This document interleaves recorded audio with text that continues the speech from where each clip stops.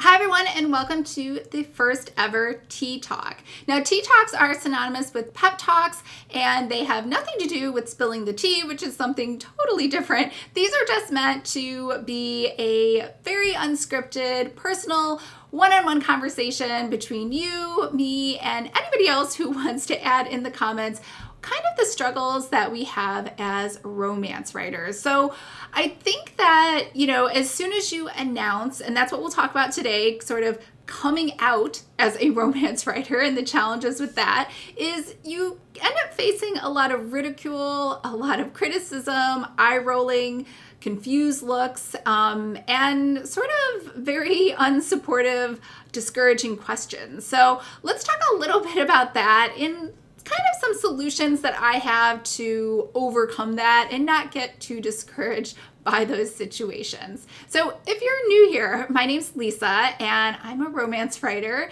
and I just started this channel because I like talking about romance books and writing them. So if you're wondering what I am drinking in my tea, I just have some mint leaves, and this is a corksicle mug. I know a lot of people use like a traditional tea mug when they have tea time with a little handle, but quite honestly, this is much more functional.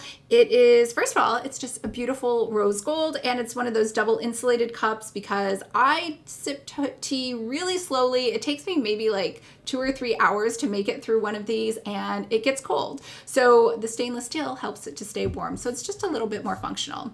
And just in case you're wondering, I make no money from Corksicle advertising these. These are just my favorite mugs to have around the house to drink warm beverages in. And cold beverages. It actually keeps cold things cold as well. And next week I'm going to try out eating ice cream in them because sometimes I eat ice cream slow and that melts pretty quickly. And in fact, if you wanted to hang out in a more interactive one-on-one situation where we're talking and chatting, Jessie Elliott, another romance author, and I host ice cream socials randomly. I don't know that we have specific dates. Jessie does a lot of travel. We're trying to host them on Friday nights or maybe Wednesday nights. We haven't really picked a day, but we will always advertise them on our channels and on Instagram and Facebook. So make sure to follow us there.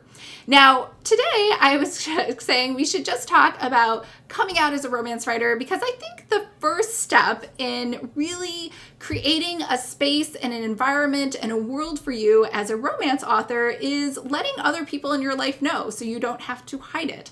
And a big part of that is making sure that you have the right support and encouragement, whether it's your family, your friends, your roommate, whoever is around you, so that you have the space to write.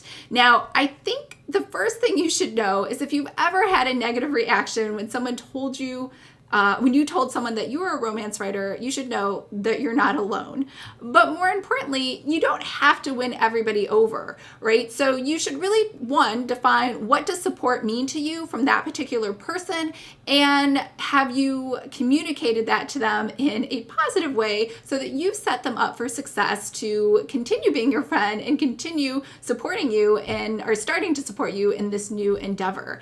I think a huge part of it is people get disappointed because, and again, people can't read your mind. So if you need your friends to high five you and say, that's awesome, that's great that you're writing romance, then you need to let them know in case they don't. Or if you just want them to maybe just say nothing until you're ready to share more details, that's okay as well. I think the biggest complaint when you go to romance writer conferences or even to a romance writers group for the first time, I know the number one thing that all of us bonded over was how little support that we received from our significant others in our lives, whether that's your husband or your parents or your boyfriend. People were just very confused because you probably had a regular corporate day job, or whatever you were doing had nothing to do with romance writing, and you probably didn't go to school for romance writing because there's no such thing as a degree in romance writing.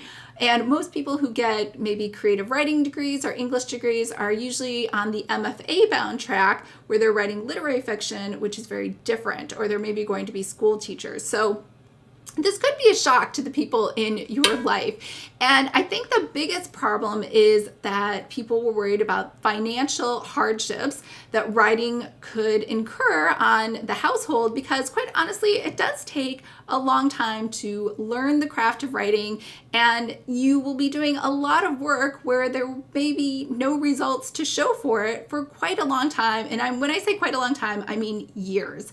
So it's very hard for people who don't write to kind of understand that process, because they see other passions and endeavors where you start to want to do something, you produce some work, and then you sell it.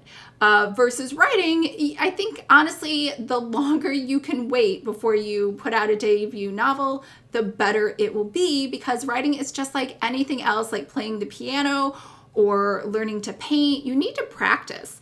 And for some reason, people have this misconception that you can just write your first book and it will be a bestseller. And if it's not a bestseller, that means you're not a good author. And I don't think that's true at all. I think writing is learned just like every other skill, whether it is creative or it is maybe computer science. So don't give up, and know that everybody in your life doesn't have to 100% support you. But, and again, I've never been married and I don't have any kids, so I don't know those kind of struggles, but I do know what it means to be your own cheerleader. So that's a cute hashtag that I really like. And as someone who has been single for her whole life, I've pretty much had to be my number one support system. So I did make a small list of a couple things that I've done that kind of help me out. And even though I said this is unscripted, I do have a list for you. I do like listicles. The first one is sometimes I would just journal if I wanted. So I hate being negative, right? Like I hate complaining, but it helps me to at least acknowledge those feelings that I'm having and put them in a journal. And whether or not I read them again later, it still helped to get them out there somewhere into the world. The other thing is I would just send myself subscription boxes. And I know that sounds small, but sometimes you just need to give yourself like a little gift every month.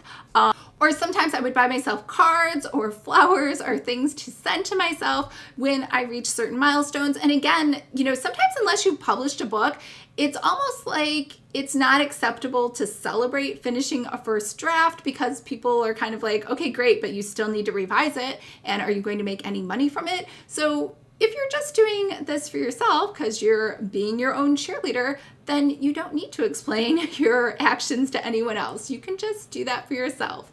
I also kept a support posse on 24/7, and I'm not talking about people to go to. I'm talking about videos, podcasts, recordings that I love listening to. Joel Osteen is probably my favorite motivational speaker, right after Brendan Bouchard, as well as there are a ton of great motivational videos out there on YouTube. I will leave some links below to things that I like and to my playlist in case those are helpful to you as well. I also have a huge book arsenal of super supportive books. There's a really great book and it was written by 33 romance authors, and it talks about each of them give a story on their struggles because it took them so long to get published.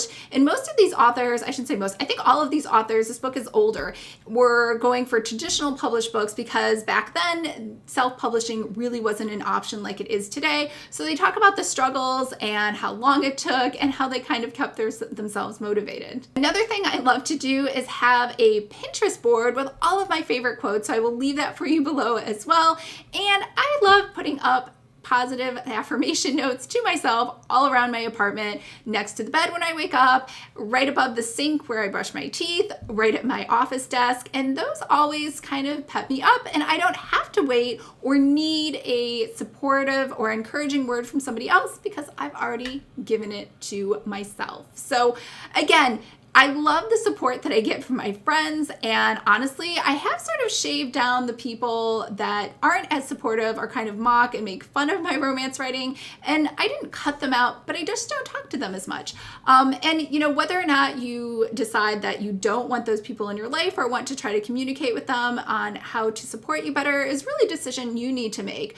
But I know for me, I did try, and if they weren't able to sort of get on board, that was okay. Everybody is their own person, but I do obviously gravitate more towards the positive people in my life who do support and encourage my romance writing. So I think all of these, including a huge list of being your own cheerleader ideas, is going to help you to sustain a long, productive, and positive romance writing career. So if you have other ideas on how to be your own cheerleader, make sure to leave them below because I'm sure everybody else would love to hear them.